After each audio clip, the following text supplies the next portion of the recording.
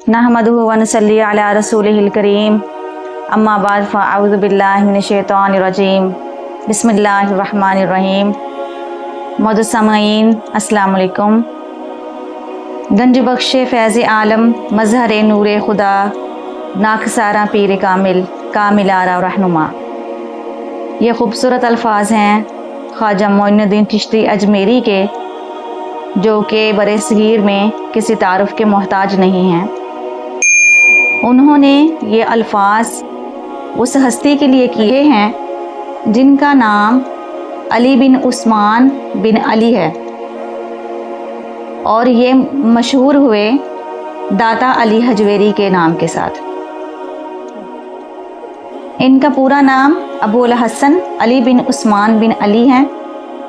ये सैयद थे और इनका नसब नामा जो है वो हज़रत इमाम हसन रज़ियल्लाहु अन्हु के साथ जाके मिलता है। आज से तकरीबन 1000 साल पहले इनका विसाल हुआ था। इस्लामी तारीख़ 1400 साल पुरानी है, और जब दाता अली हजवेरी की बात करते हैं तो इनके विसाल को तकरीबन 1000 साल हो चुके हैं। 400 हिजरी में पैदा हुए, तकरीबन 65 साल की ज़िंदगी इन्होंने गुजारी।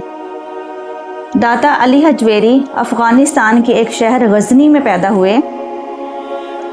गज़नी शहर जो था, इसके 2 मोहल्ले थे, एक का नाम जुल्लाब था और एक का नाम हजवेर था। दाता अली हजवेरी जो हैं ये बचपन में यतीम हो गए थे। असल इनका जो इलाका है वह जुल्लाब था, लेकिन इनकी वालिदा इनको इनके ननिहाल लेके चली गई थी और वहीं पे इन्होंने परवरिश पाई। तो ननिहाल का जो इलाका था वो हजवेर था, उस मोहल्ले का नाम हजवेर था।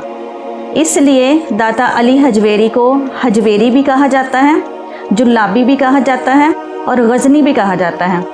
बाद में इन्होंने अपने मुर्शद कामिल के हुक्म से लाहौर आए हैं, तो इसलिए इनको लाहौरी भी कहा जाता है। दाता अली हजवेरी के नाम से ये मशहूर हुए, और इनके नाम के साथ गज़नी, जुल्लाबी और लाहौरी भी लगता है। ये अपनी किताब कश्फुल महजूब में अपने बारे में लिखते हैं कि मेरी 12 साल उम्र थी, और क्योंकि हमारा सैयद घराना था और कुरान व हदीस और दीन की तालीम के साथ हमारे घराने का बड़ा ताल्लुक़ था, तो कहने लगे 12 साल की उम्र में मैंने अपनी तालीम मुकम्मल कर ली। तो एक शख्स ने, एक बुज़ुर्ग ने मुझे कहा कि अली आप किताब लिखें कोई। तो कहने लगे, मैंने कहा मैं तो इतना छोटा हूँ, मैं क्या किताब लिखूँ। तो उस बुज़ुर्ग ने कहा नहीं, मैं कह रहा हूँ तुम लिखो। तो अली हजवेरी ने जो किताब लिखी, बुज़ुर्ग ने वो पढ़ के कहा कि तू कोई बड़ा आलिम बनेगा, और ऐसे ही हुआ। दाता अली हजवेरी बहुत बड़े आलिम थे और आलिम बाअमल थे। मुर्शद के हुक्म पर लाहौर आए और यहाँ आके तबलीग का काम शुरू किया। जब लाहौर आए हैं तो इधर कोई भी अल्लाह और उसके रसूल का नाम लेने वाला नहीं था। लाहौर में कोई भी बंदा ला इलाहा इल्लल्लाह मुहम्मद रसूलुल्लाह को नहीं जानता था। लाहौर में जहाँ आपका दरबार आज बना हुआ है, दरबार में कब्र के करीब एक हौज़ है। वो हौज़ जो है उसमें से लोग आजकल पानी पीते हैं और वहाँ से अपनी प्यास बुझाते हैं। उस हौज़ की जगह पे एक दरख्त था।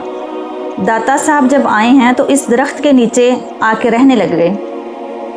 उस वक्त दरियाए रावी जो कि लाहौर में मौजूद है, वो दाता दरबार के बिल्कुल करीब से गुज़रता था, बिल्कुल करीब बहता था।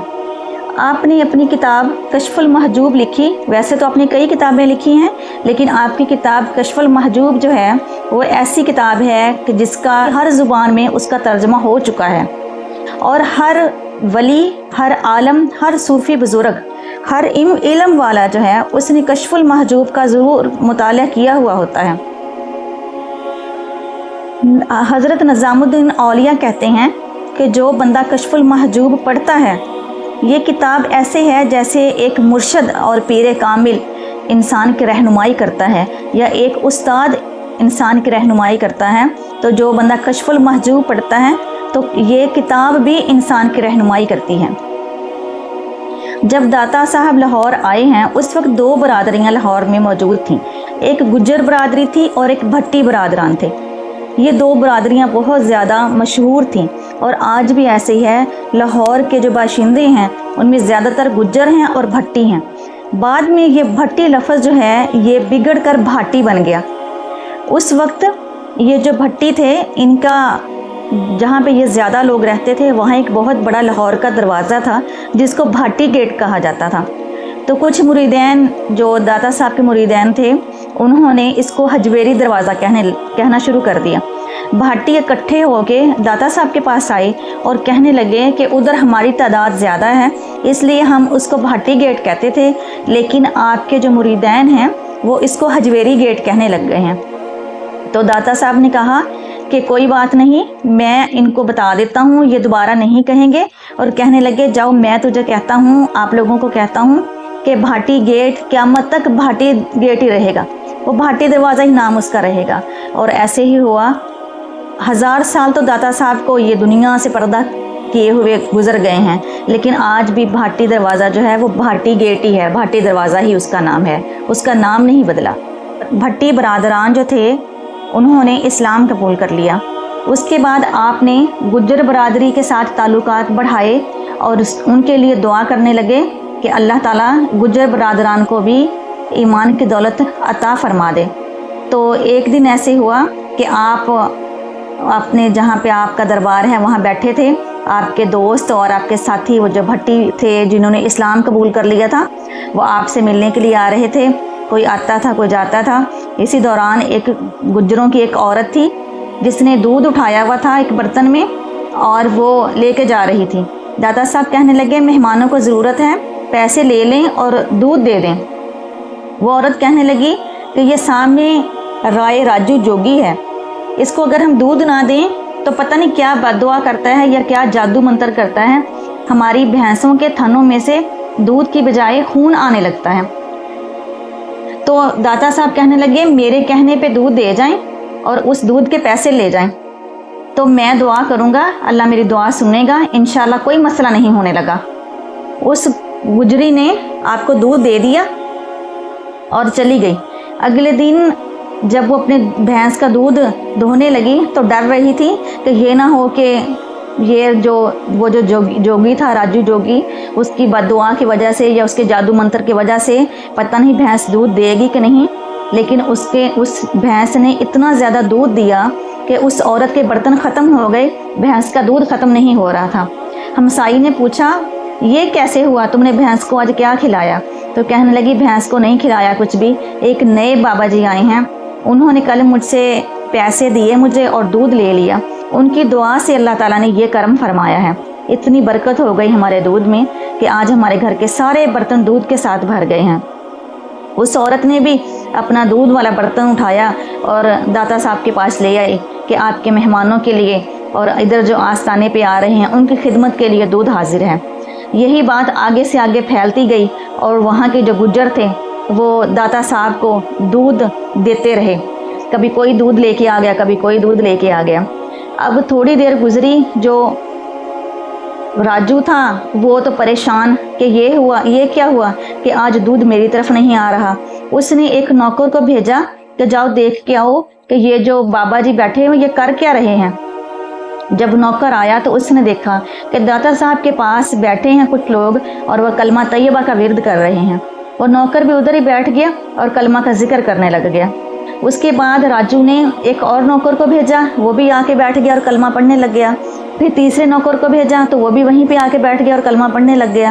آخر راجو جوگی نے سوچا کہ میں خود جا کے دیکھتا ہوں کہ وہاں کیا ماجرا ہے، جو جاتا ہے وہیں پہ بیٹھ جاتا ہے اور میری آ کے بات نہیں سن رہے میرے نوکر۔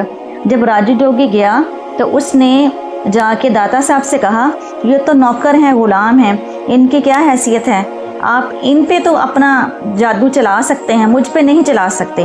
یوں کر کے اس نے جادو پڑا اور ہوا میں اڑنے لگ گیا اور کہنے لگا آئیں آپ میرا مقابلہ کریں۔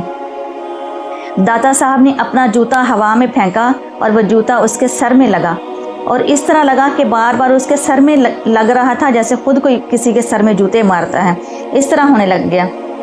تو وہ راجو جوگی جو ہے وہ جلدی سے نیچے آ گیا۔ تو داتا صاحب کہنے لگے کہ تم نے میرے ساتھ کیا مقابلہ کرنا ہے، اس طرح کے کام تو یہ تم اڑنے لگ گئے تھے، تمہارے ساتھ یہ مقابلہ تو میرا جوتا بھی کر سکتا ہے۔ تو راجو جوگی نے ہاتھ باندھے حضرت علی بن عثمان کے سامنے اور کہنے لگے کہ مجھے کلمہ پڑھائیے۔ تو داتا صاحب نے ان کو کلمہ پڑھایا اور ان کا نام رکھا شیخ ہندی، اس کا نام رکھا، اور انہوں نے دن رات دین بھی سیکھا اور اللہ تعالیٰ کی عبادت بھی کی، اور اللہ تعالیٰ نے ان کو بہت زیادہ درجات عطا فرمائے۔